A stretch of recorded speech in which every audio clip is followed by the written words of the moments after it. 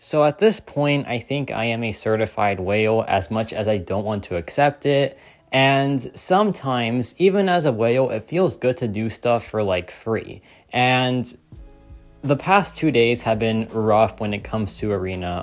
I had to get like 1.5 thousand units in like 2 days, and it was an absolute slog, right? Because I was close to 3,000 units, which there is an offer that gives you a 1 to 2 generic gem for the exact same price. So I was like, okay, I want this offer, but I don't want to spend any more money because I budgeted myself and I was at my budget already. So I was like, okay, I'm not going to spend any more.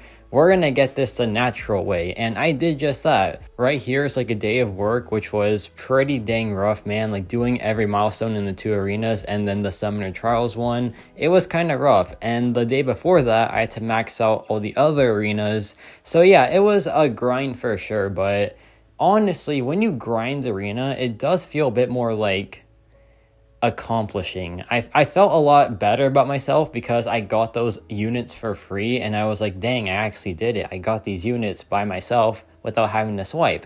And yeah, this is just whale things obviously, but still I got it done. So now let's just buy the bundle and let's just get these final rewards from Cyber Weekend. So now we can go to the shop, and the shop at this point of me recording is now gone. I wanted to make sure that I posted this after Cyber Weekend because if I posted it before, then I would maybe tempt some of y'all, which I don't want to do. So yeah, I posted this afterwards. And yeah, I bought out most of the shop, right? But there are still some offers missing that I think just weren't really that good.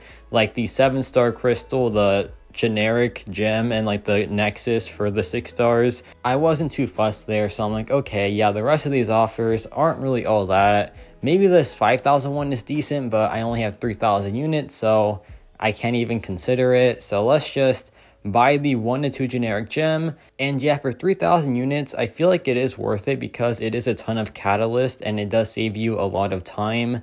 And yeah, I use it on Elsa Bloodstone. So why Elsa Bloodstone? Well, first of all, she is tactic for next Alliance War tactic, so I really want like more attackers for that.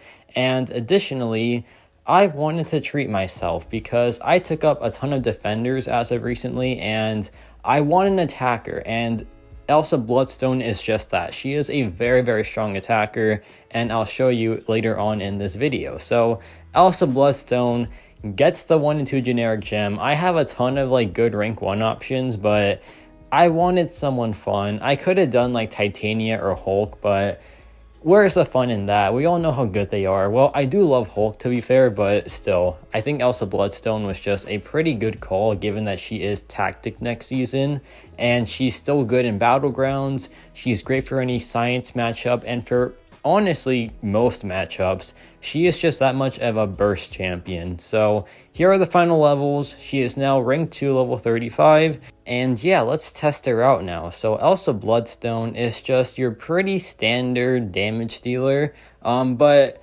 she's kind of weird because it feels like she's not doing too much damage, but then the fight time shows and you're like, wow, she did this very, very fast, because like the numbers are not like super big or super shiny yellow numbers. They're like decent sized red numbers, and those really do add up. And like her damage output is kind of split between a lot of things. Her crits are pretty good, but also her busted debuffs do a lot of damage too. The incinerates, it's like a bunch of different forms of damage coming at you, which is always a good thing, I feel like, because if she is unable to incinerate the opponent, she can just do the busted, and like that's her damage form, right? Or she can also cold snap them too, which is kind of cool. And yeah, like champions like this, I really do enjoy playing because they just have a ton of versatility. And also Bloodstone, she's definitely versatile and just a great damage dealer too. So yeah, this matchup is pretty much over now. I go in, I drop a nice medium ender, and the Winter Soldier Relic is pretty good for her too because it lets the Incinerate do more damage.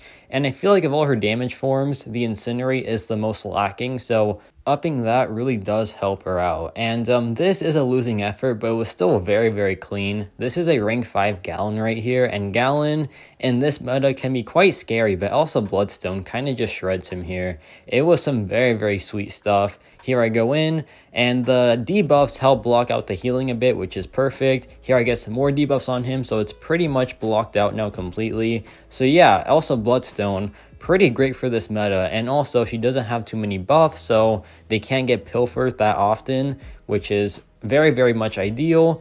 And so far so good here. Gallon's playing ball for sure, which is helping us a ton. And here I go back in, I drop a combo into the relic, and this matchup is over.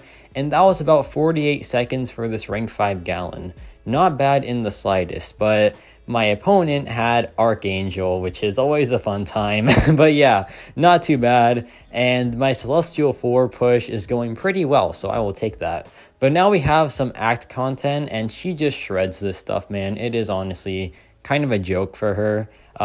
She was kind of built for most skill lanes, I feel like. She just has the Purify, she has the Cold Snap, the ton of debuffs, the like very, very strong parry-esque mechanic where instead of like stunning the opponent, you like do a counter attack, and that counter attack counts for a parry, counts as an intercept, and lets you bypass unblockable as well. So yeah, it is a very, very strong ability, and you pair that with her already great damage output, and yeah, you have a very, very good character on your hands. So Elsa Bloodstone honestly is quite the great champion. I feel like she is kind of slept on for sure. Like in my rank 3 video, I didn't mention her, and I probably should have, because yeah, this girl can do a ton for you, to be honest.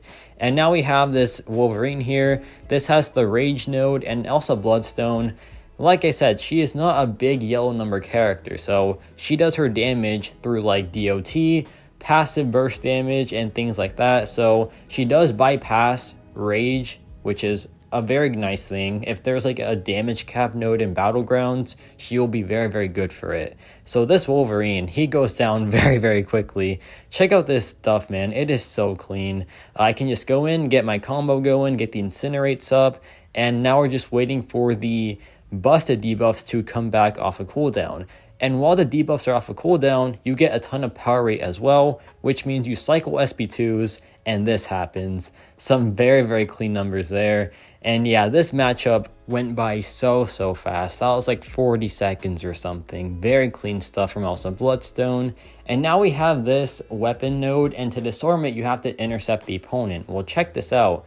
I'm going to use the counter attack to intercept, and it counts as an intercept. So there we go. It's now disabled, and those armor breaks get purified for precisions, so we get some extra precision going too. So her utility kit is just very, very good. Like the Purify is great. The counter attack is honestly one of the best abilities I've seen in a while. So yeah, great stuff from Elsa Bloodstone. Honestly, a bit surprised for sure. And this champion wasn't on my radar for a bit until I realized that she was tactic for Alliance War, and I'm like, okay, let me just try her out, because I don't have too many attackers so far, and she just really surprised me. So Elsa Bloodstone, doing great so far, man. But now we have this Clairvoyant. No big deal, just a Clairvoyant, but she has Mixmaster.